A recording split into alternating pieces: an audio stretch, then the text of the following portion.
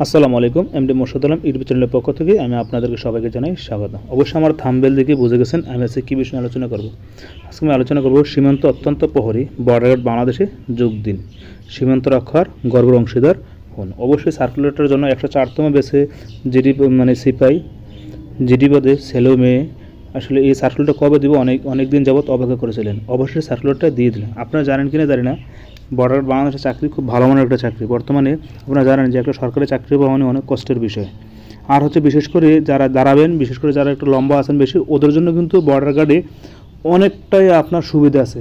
মানে একটা ছেলে যদি 5 ফুট 6 হয় আর ছেলে যদি আপনার 5 ফিট 8 হয়, এর যে 8 ওর জন্য আগে প্রায়োরিটি বেশি দিবে। আমি প্রথম বলবো শিক্ষাগত যোগ্যতা নেই।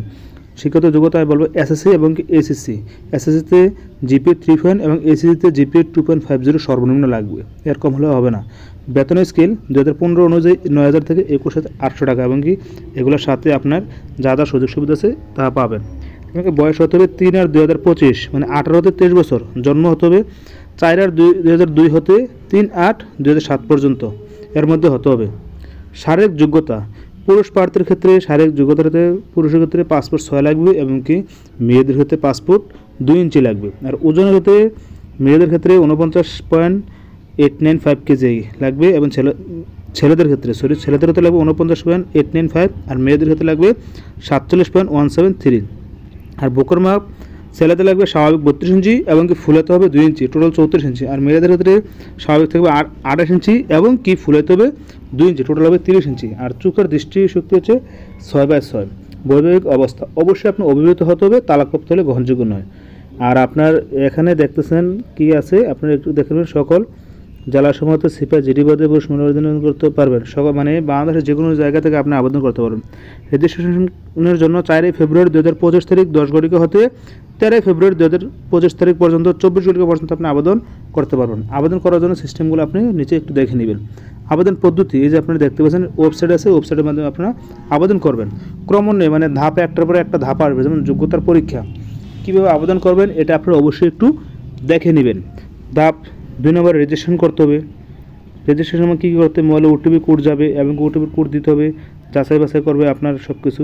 তারা আবেদন ফি জমা দিতে হবে। আবেদনের ফি কখনো আপনি ফেরত পাবেন না। এই যে মাত্র 56 টাকা ফি জমা দিলে আপনি আবেদন করতে পারবেন। এর মধ্যে আমি একটু বলতেছি, বর্ডার গার্ডের ক্ষেত্রে যারা লম্বা বেশি আপনারা অবশ্যই দেখেন, যারা বর্ডারে থাকে বা সৈনিকগুলো দেখেন, খুবই লম্বাদের জন্য বেশিরভাগ প্রায়োরিটি দেওয়া হয়। শিক্ষাগত যোগ্যতা, তারপর হচ্ছে ব্যক্তিগত তথ্য, এডমিট কার্ড, প্রবেশপত্র ডাউনলোড, এগুলো আপনারা ধাপে ধাপে দেখে নেবেন কী কী লাগে। আবার বলতেছি, আমার পুরোটা ভিডিও আপনারা দেখবেন, আশা করি আপনার জন্য অনেক কাজে লাগবে। আর যে কোনো বিষয় আপনার না জানলে আমাকে আমার ভিডিওর নিচে কমেন্ট করে জানালে আমি অবশ্যই আশা করি আমি জানিয়ে দেওয়ার চেষ্টা করব। এর মধ্যে আমার যে কোনো ভুল হয়ে থাকে আপনি সেটা আমারে বলবেন। মানুষ মাত্র ভুল হতে পারে, সমস্যা নেই। এবং কি বাংলাদেশ বর্ডারের ক্ষেত্রে আমি বেশ কয়েকটা ভিডিও দিয়েছি আমার চ্যানেলে, অবশ্যই ভিডিওগুলো দেখবেন, তাহলে দেখবেন যারা অনেক কিছু শিখতে পারবেন। এবং কি বেতন নিয়ে একটা ভিডিও দিয়েছি, হয়তো যদি বেতনে 19-20 হতে পারে আমাকে অবশ্যই বলবেন। তারপরে দেখতে পাচ্ছেন মেডিকেল অন্যান্য পরীক্ষাগণ। মেডিকেলের জন্য বিশেষ করে আমি বলবো এটা আপনি পড়ে নেবেন। যদি এসবিএস থাকে, আপনার কি ডোপ টেস্ট মাদকাসক্তি থাকে, তাহলে কিন্তু আপনার অনেকটাই সমস্যা হবে।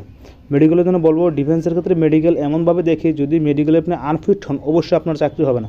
আপনি জানেন কি না জানি না, বিশেষ করে বাংলাদেশ বর্ডার গার্ডে কিন্তু একবার ফেয়ারে অনেক চাকরি, অনেক বলতে কী বলবো, বাংলাদেশ বর্ডার গার্ডে একবার ফেয়ারে চাকরি হয়ে থাকে। তারপরে আপনার কী কী কাগজপত্র নিয়ে যেতে হবে এখানে কিন্তু আছে। এসএসসি সনদপত্র, তারপরে 1 শ্রেণী গ্রাজুয়েট অফিসার কর্তৃক চারিত্রিক সনদপত্র, ছবি টবি, জাতীয় পরিচয়পত্রের মূল কী কপি টবি সব কিছু কিন্তু এখানে দেওয়া আছে। অবশ্যই আপনারা ভিডিওটা এখানে থামে দেখবেন পয়েন্টগুলো আসলে কী কী সাথে নিয়ে যেতে হবে। যদি এগুলো না নিয়ে যান আপনাকে যে কোনো মুহূর্তে বের করে দিবে। কাগজপত্র হচ্ছে মেন, কিন্তু কাগজপত্র আপনি ভুলেও যাবেন না। অন্যান্য কার্যক্রম কী কী এখানে আছে, ঠিক আছে। এখানে আমি আপনাদের সাথে একটু কথা বলতে চাচ্ছি যে বর্ডার গার্ডের জন্য আপনি একটু প্রস্তুতি নেবেন। যদি কী প্রস্তুতি নেবেন আমি একটু বলে দিচ্ছি। বিশেষ করে যেদিন আপনি আবেদন করবেন, আবেদন করার পরে দাঁড়ানোর আগে আপনি একটু দৌড়াদৌড়ি অথবা শারীরিক ক্ষেত্রে, তারপরে একটা সূক্ষ্ম একটা টেকনিক আমি শিখিয়ে দিই। বিশেষ করে অনেকের 2 হাঁটু লেগে যায়। এই 2 হাঁটু লাগার জন্য আপনারা পায়ের মাঝখানে বালিশ দিয়ে অথবা কাঁথা দিয়ে ঘুমাবেন, তাহলে অনেকটাই আপনার কি ফাঁক হয়ে যাবে। 2 হাঁটু লাগলে কিন্তু আসলে নেয় না। এটাতে অনেকগুলো টেকনিক আছে ভাই, আমি আসলে ভিডিওটা শর্ট হওয়ার কারণে অনেক কিছু বলতে পারতেছি না। আবার আমি বলতেছি, আমার এই ভিডিওটা যারা দেখছেন তারা অবশ্যই আমার চ্যানেল সাবস্ক্রাইব করে দিবেন, জানা থাকলে আমাকে কমেন্ট করে জানিয়ে দেবেন। ভালো থাকবেন, সুস্থ থাকবেন। আসসালামু আলাইকুম রহমতুল্লাহি ওয়া বারাকাতুহু।